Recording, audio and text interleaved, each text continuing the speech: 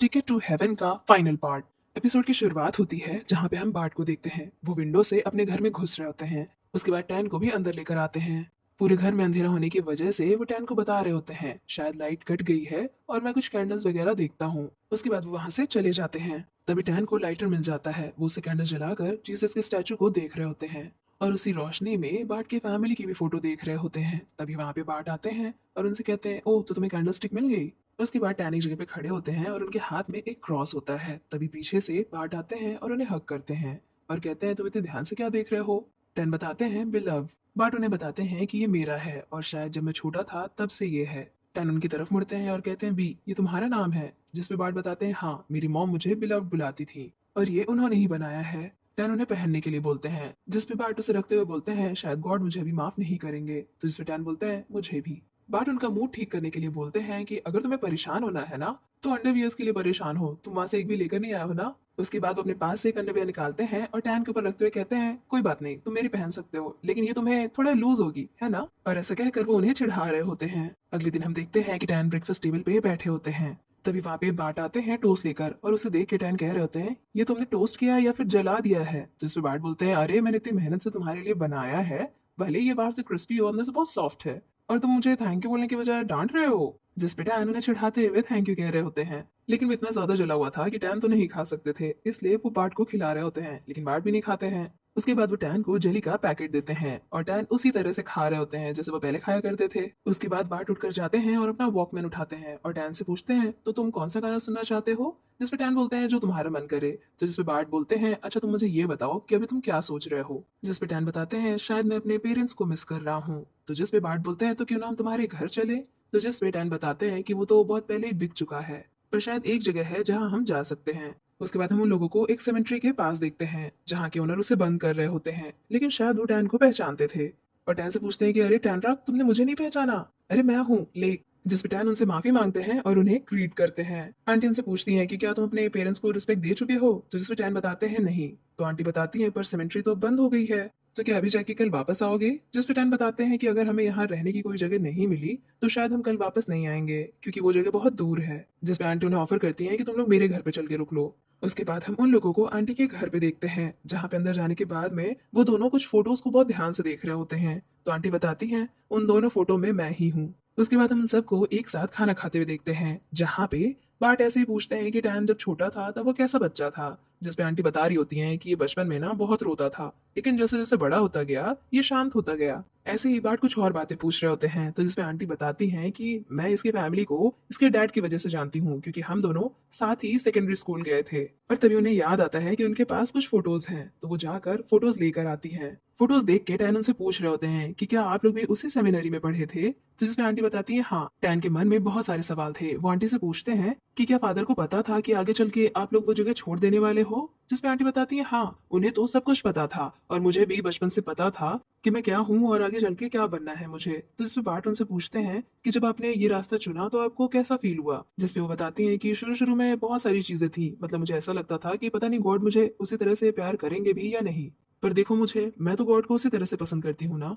चलो चलो अब बहुत बातें हो गई, खाने पे ध्यान दो। खाना खाने के बाद में आंटी टैन को ब्लैंकेट और पिलो ला कर देती हैं और कहती हैं, तुम्हें कुछ हेल्प चाहिए। तो इसमें टैन कहते हैं, नहीं नहीं बाट है ना, मैं उसके साथ कर लूंगा। आंटी उससे पूछती हैं, तो ये बाट तुम्हारा सबसे क्लोज फ्रेंड है। जिस पे टैन बोलते हैं, हाँ। तो जिस पे आंटी बोलती हैं, लेकिन जब तुम बाट के बारे में बात करते हो तो तुम्हारी आंखों में एक अलग चमक होती है। टैन उसको डिनाई करने की बहुत कोशिश करते हैं, लेकिन आंटी कहती हैं, मैं तुम्हारा मजाक नहीं उड़ा रही हूँ, बस कहीं ना कहीं मैं खुद को तुम में देख रही हूँ। टैन उनसे पूछते हैं, तो आपने क्या किया। जिसपे वो बताती हैं, मैंने खुद को रोकने की बहुत कोशिश करी पर मैं नहीं कर पाई। जिसपे टैन बोलते हैं, इसलिए आपने वो जगह छोड़ दी। जिसपे वो बताती हैं, हाँ शुरू शुरू में हर चीज के लिए मैंने खुद को ब्लेम किया, लेकिन हूं तो मैं इंसान ही ना। पर सच बताऊं तो चाहे जो कुछ भी हुआ हो, मैंने कभी भी अपने आप से नफरत नहीं करी। टैन उनसे पूछते हैं, क्या मैं आपको हक कर सकता हूँ। आंटी हाँ बोलते हुए उन्हें हक कर लेती हैं और उनसे कह रही होती हैं, जरूरी नहीं है कि हर चीज तुम्हें पता हो, बस तुम्हें अपने आप से ईमानदार होना है, बाकी सब धीरे धीरे ठीक हो जाएगा। उसके बाद हम टैन को बाट की लैब पे देखते हैं और वो उनसे कह रहे होते हैं, आंटी बहुत खुश दिखती है ना, ऐसा नहीं लगता है कि वो गॉड से परेशान है या उनसे गुस्सा है। जिसमें बाट बोलते हैं, हाँ वो खुश हैं और एक दिन तुम भी जरूर खुश होगे। अगले दिन हम उन दोनों को टैन राक के मॉम डैड की ग्रेव को साफ करते हुए देखते हैं और टैन अपने मॉम डैड से ऐसे ही बात कर रहे होते हैं। तो बाट उनसे कह रहे होते हैं कि ये राक कौन है। टैन कोई जवाब नहीं देते हैं। पार्ट दोबारा से पूछते हैं तो इसमें टैन बोलते हैं, अच्छा ठीक है, जब मैं छोटा था तो मैं अपने आप को रैग कह के बुलाता था अपने मॉम डैड के सामने। पार्ट उनसे पूछते हैं, तो मैं क्या बोलूं तुम्हारे मॉम डैड के सामने, खुद को तुम्हारा लवर या फिर तुम्हारा स्वीट हार्ट या फिर तुम्हारा बॉयफ्रेंड। उसके बाद टैन के मॉम डैड की ग्रेव की तरफ देखते हुए कहते हैं, आपको टेंशन लेने की जरूरत नहीं है, मैं टैन का खूब अच्छे से ध्यान रखूंगा। जिसपे टैन ने चिढ़ाते हुए बोलते हैं, अच्छा तुम मेरा ध्यान रखोगे, तुम्हारा ध्यान तो मैं रखता हूँ। उसके बाद जब वो लोग वहां से जा रहे होते हैं तो आंटी टैन को अपना नंबर देती हैं और बाइबल देते हुए कहती हैं, ये तुम्हारे डैड की है, मैंने उनसे एक टाइम पे ली थी।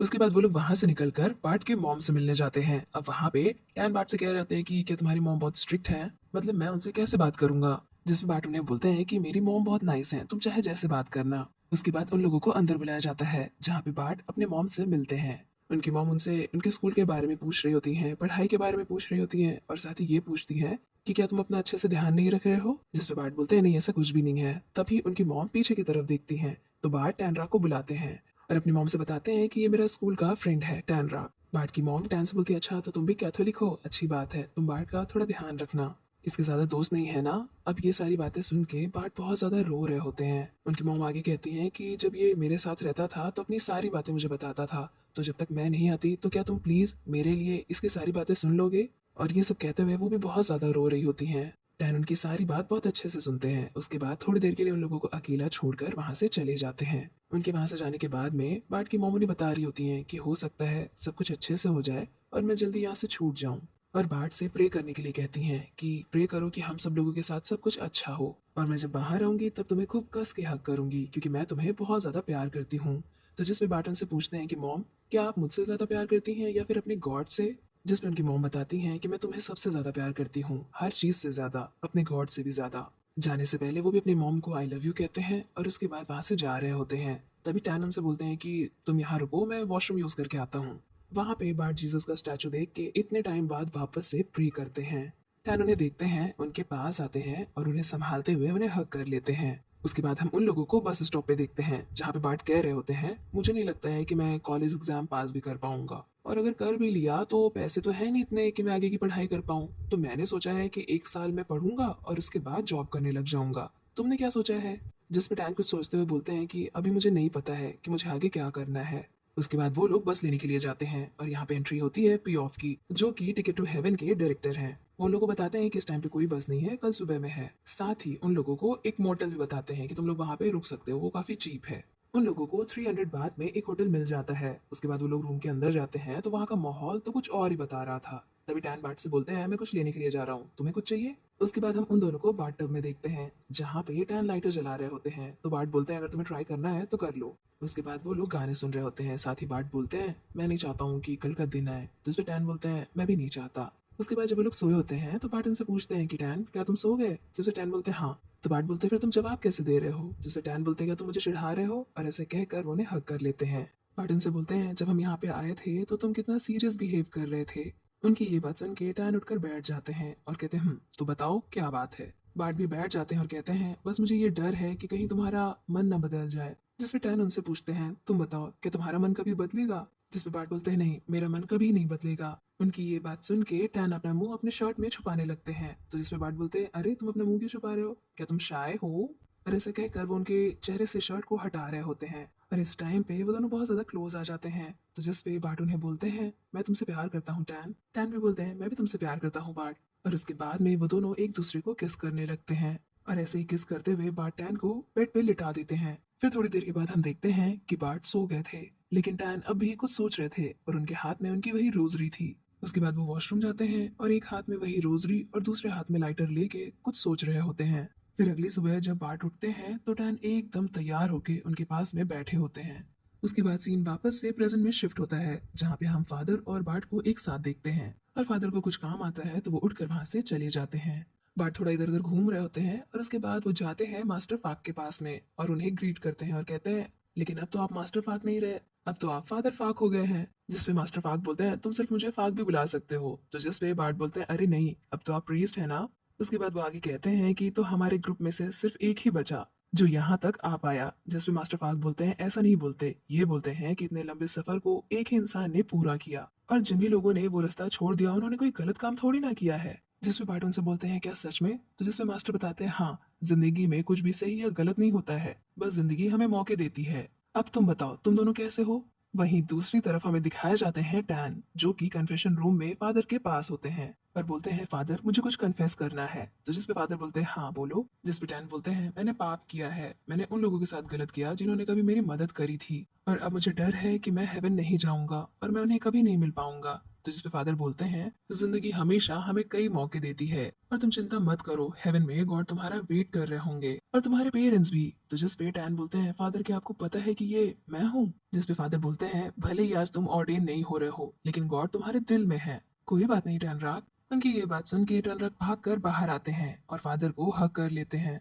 और वो फादर से माफी मांगते हुए बोलते हैं मैंने बहुत गलत किया है, मैं बहुत ज्यादा सेल्फिश हो गया था। जिसपे फादर उन्हें बोलते हैं कोई बात नहीं टनराग, और अब तुम्हें अपने आप को माफ कर देना चाहिए। उसके बाद सेरेमनी शुरू होती है और हम शेरी को उनके हस्बैंड के साथ देखते हैं और पास में टनराग होते हैं और जिसकी सेरेमनी थी वो थे कॉन्ग देश। वो अपनी स्पीच पूरी करते हैं और टैन चुपके से बाट को देख रहे होते हैं। उसके बाद हम बाट को उसी टिकट टू हेवन वाली पेंटिंग के नीचे देखते हैं और तभी वहां पे टैन आते हैं और बाट उन्हें बताते हैं कि मैं ना मास्टर फाक से मिला और वो हम लोगों के बारे में पूछ रहे थे। जिस पे टैन कहते हैं तो तुमने उन्हें क्या बताया? जिस पे बाट बताते हैं कि मैंने उन्हें बताया कि मेरी वजह से तुम्हें कितनी सारी चीजें झेलनी पड़ी, हमारा काम, हमारी पढ़ाई और ये सब भी कि हमें काम करना पड़ा पढ़ने के लिए। कुछ भी आसान नहीं था लेकिन। तो जिस पे टैन बोलते हैं लेकिन क्या? तो जिस पे बाट उनका हाथ पकड़कर बोलते हैं आसान नहीं था लेकिन हमने कभी भी एक दूसरे का हाथ नहीं छोड़ा। तो जिस पे टैन बोलते हैं पर मैंने तो बहुत कोशिश करी थी पर तुमने मेरा पीछा छोड़ा ही नहीं। जिस पे बाट बोलते हैं लेकिन वो कौन था जिसने ये बोला था कि जब तक तुम मेरे साथ हो सब कुछ ठीक ही होगा? उसके बाद वो दोनों पेंटिंग की तरफ देख रहे होते हैं तो जिस पे बार्ट बोलते हैं तुम्हें याद है कि मैं तुम्हें कैसे चिढ़ाया करता था? अगर पुराना वाला मैं होता तो फिर से तुमसे यही पूछता कि क्या तुम अब भी गॉड में बिलीव करते हो, क्योंकि तब मुझे यही लगता था कि मेरे साथ चाहे कुछ भी हो जाए वो मुझे देखते ही नहीं है।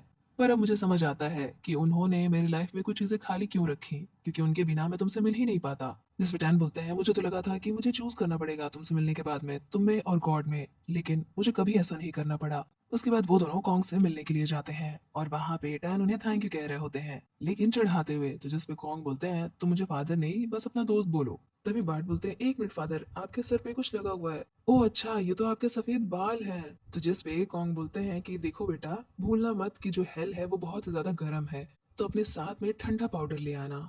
उसके बाद में वो सब हंसते हैं और बार्ट और टैन उन्हें हक कर लेते हैं और टैन बोलते हैं कि मैं तुम्हारे लिए बहुत ज्यादा खुश हूँ। जाने से पहले टैन एक और बार फादर से मिलते हैं और उन्हें हक कर रहे होते हैं, तभी पीछे से बार्ट आ जाते हैं तो फादर उन्हें भी अपने पास बुलाते हैं और उसके बाद बार्ट और टैन वहां से चले जाते हैं। उसके बाद हमें बार्ट को एक कंपनी में काम करते हुए दिखाया जाता है और टैन कुछ लिख रहे होते हैं क्योंकि वो राइटर थे।